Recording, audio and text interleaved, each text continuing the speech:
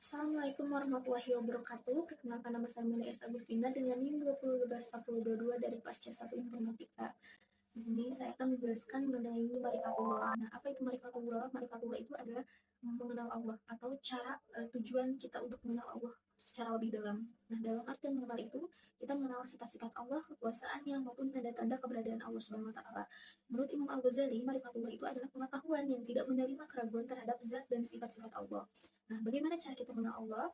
Yang pertama, kita bisa melalui ayat-ayat Allah yang dibagi menjadi dua. Ada ayat kauliyah, yang dimana ayat-ayat Allah yang terdapat dalam Al-Quran, contohnya surat Atin ayat 4 yang berbunyi, Laqad khalaqnal insana fi ahsani taqwim. Yang artinya sesungguhnya kami benar-benar telah menciptakan manusia dalam bentuk yang sebaik-baiknya. Nah, ayat ini tuh menjelaskan bahwa kesempurnaan ciptaan Allah adalah besarnya kebesarannya sebagai sang maha pencipta. Nah, kemudian yang kedua ada ayat kauniyah, di mana tanda-tanda kekuasaan Allah ini ditunjukkan atau dijelaskan pada ayat ini, seperti alam semesta ini, kemudian yang mengatur siang dan malam itu adalah ada zat yang maha mengatur, yaitu Allah Subhanahu wa Ta'ala. Nah, kemudian yang kedua itu bisa melalui metode Islam, yakni mengenal Allah dilakukan melalui wahyu, akal, dan pembenaran. Nah, akal itu digunakan untuk merenungi ciptaannya, wahyu sebagai petunjuk, dan pembenaran melahirkan iman yang kuat. Nah, sebaliknya, mengikuti hawa nafsu, prasangka buruk, atau keraguan justru menjauhkan kita sebagai manusia dari kebenaran itu. Nah, kemudian setelah marifatullah, kita juga ada adillah ala wujudillah, yaitu bukti keberadaan Allah. Nah, setelah kita mengetahui jalan menuju marifatullah, kita perkuat lagi dengan apa? Dengan bukti keberadaan Allah. Bukti ini datang dari berbagai sisi. Yang pertama ada adalilul fitri, yang artinya fitrah manusia sejak lahir mengakui adanya Tuhan. Nah, kemudian yang kedua ada lilul hisyi, yaitu bukti-bukti keberadaan Allah yang dapat dilihat, dirasai, disentuh oleh indera-indera manusia. Contohnya kayak mukjizat Nabi dan Rasul. Kemudian yang ketiga ada dalil akli, atau secara akal segala sesuatu pasti ada penciptanya. Alam semesta yang teratur dan sesempurna ini tidak mungkin tercipta dengan sendirinya. Ada zat maha kuasa yang mengaturnya, yaitu Allah Subhanahu wa Ta'ala. Kemudian yang keempat ada dalil nakli, yaitu Al-Quran yang dan sunnah menjadi bukti langsung gitu, bahwa Allah itu menegaskan bahwa dialah pencipta langit, bumi, matahari, bulan, siang, dan malam.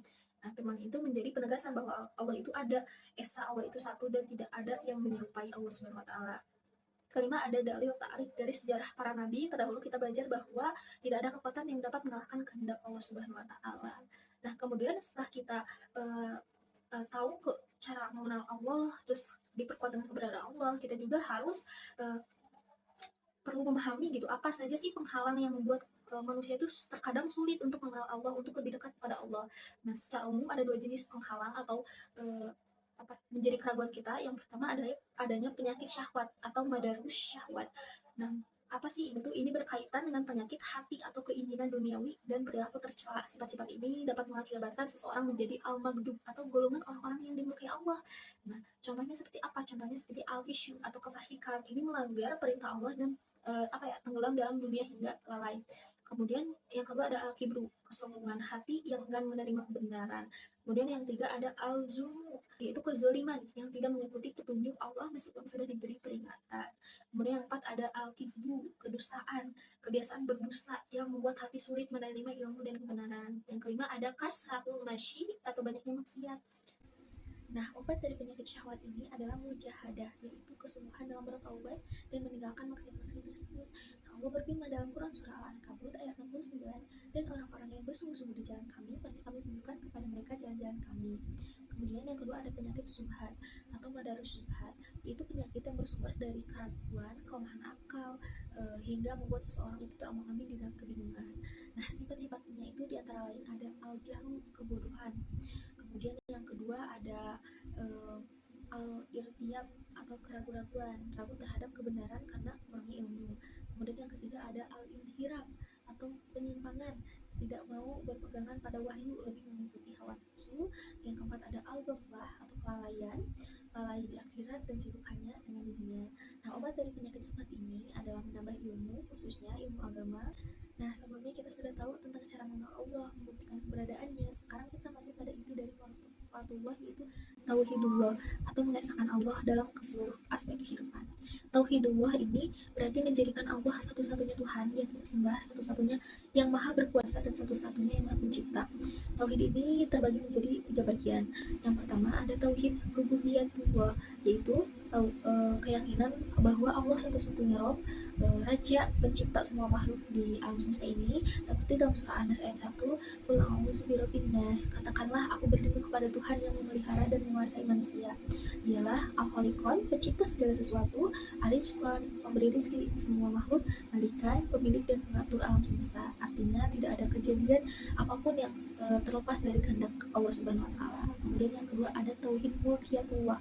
Tauhid wakilullah adalah dia meyakini bahwa Allah satu-satunya pemilik kekuasaan. Nah, Allah itu adalah walian, pelindung manusia dan pemimpin manusia. Terus kedua ada hakiman, membuat hukum yang paling benar. Kemudian ada amiran, penentu aturan hidup seorang hamba yang bertauhid, menjadikan hukum Allah sebagai pedoman utama dalam hidupnya. Kemudian yang ketiga ada tauhid uluhiyah. Tauhid uluhiyah itu berarti mengesahkan Allah dalam ibadah. Hanya Allah yang menjadi tujuan hidup dan hanya Allah yang boleh disembah. Dalam Quran Surat Al-An'am ayat 162, Allah berfirman, sesungguhnya sholatku, ibadahku, hidupku, dan matiku hanyalah untuk Allah, Tuhan seluruh alam. Ini menunjukkan bahwa seluruh ibadah, doa, sujud, dan harapan kita harus ditujukan hanya kepada Allah Subhanahu wa taala, bukan kepada makhluk lain selain Allah Subhanahu wa taala. Nah, mungkin itu yang dapat saya sampaikan. Semoga dengan berbagi ilmu kita bisa sama-sama mengetahui dan memperdalam lagi serta lebih mendekatkan diri kepada Allah. Sekian, wassalamualaikum warahmatullahi wabarakatuh.